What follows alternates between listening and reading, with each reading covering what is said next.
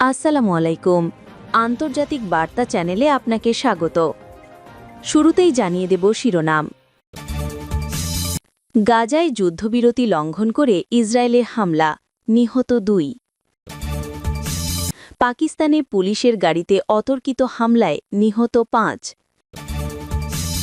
মার্কিন উপকূলে মেক্সিকোর নৌবাহিনীর বিমান বিধ্বস্ত, নিহত 2। এতক্ষণ শুনছিলেন সংবাদ শিরোনাম, এবারে বিস্তারিত।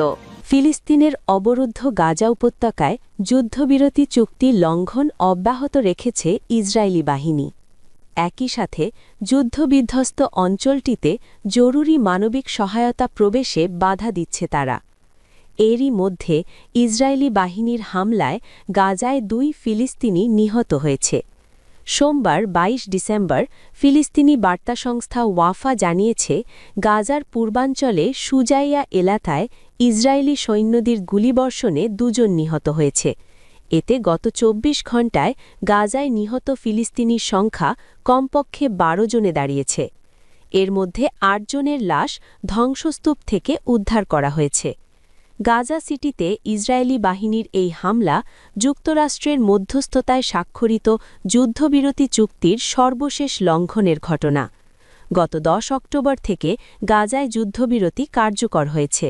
এর মধ্যেই ইসরায়েল কয়েকশবার যুদ্ধবিরতি চুক্তি লঙ্ঘন করেছে। সোমবার গাজার সরকারি মিডিয়া অফিস ইসরায়েলের যুদ্ধবিরতির গুরুতর ও পদ্ধতিগত লঙ্ঘনের নিন্দা জানিয়ে উল্লেখ করেছে, ইসরায়েলি কর্তৃপক্ষ যুদ্ধবিরতি কার্যকর হওয়ার পর থেকে 875 বার যুদ্ধবিরতি লঙ্ঘন করেছে। মিডিয়া অফিস এক বিবৃতিতে জানিয়েছে, এর মধ্যে রয়েছে ইসরায়েলি বাহিনীর অব্যাহত বিমান ও কামান হামলা, ফিলিস্তিনিদের বাড়িঘর ও অন্যান্য বেসামরিক অবকাঠামোর অবৈধভাবে ধ্বংস করা এবং ইসরায়েলি সৈন্যদের ফিলিস্তিনি বেসামরিক নাগরিকদের ওপর গুলি চালানোর কমপক্ষে 265টি ঘটনা। এতে আরও বলা হয়েছে, যুদ্ধবিরতি শুরু হওয়ার পর থেকে গাজায় ইসরায়েলি বাহিনীর হামলায় কমপক্ষে 411 জন ফিলিস্তিনি নিহত এবং 1112 জন আহত হয়েছেন।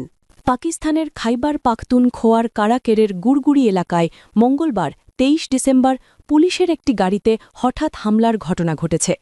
এতে অন্তত 5 জন পুলিশ সদস্য নিহত হয়েছেন। জেলার পুলিশ মুখপাত্র সৈকত খান এই হামলা ও হতাহতের তথ্য নিশ্চিত করেছেন। তিনি জানান, ঘটনাস্থলে পুলিশের বড় একটি দল অবস্থান করছে এবং হামলাকারীদের ধরতে অভিযান চলছে। প্রাথমিকভাবে হামলার প্রকৃত ধরন সম্পর্কে বিস্তারিত জানা যায়নি, তবে মুখপাত্রের শেয়ার করা ছবিতে গাড়ির পুড়ে যাওয়া অংশ দেখা গেছে। খাইবার পাখতুনখোয়ার এলাকায় পুলিশকে লক্ষ্য করে ধারাবাহিকভাবে হামলার ঘটনা ঘটছে। গত সপ্তাহে লাক্ষী মারোয়াতে বন্দুক হামলায় পুলিশের এক কর্মকর্তা ও তার ভাই নিহত হন। চলতি মাসের শুরুতে একই এলাকায় আত্মঘাতী হামলায় একজন পুলিশ নিহত ও আরও 5 জন আহত হন। এছাড়া নভেম্বরে হাঙ্গুতে চেকপোস্টে সন্ত্রাসী হামলায় 3 জন পুলিশ সদস্য প্রাণ হারান।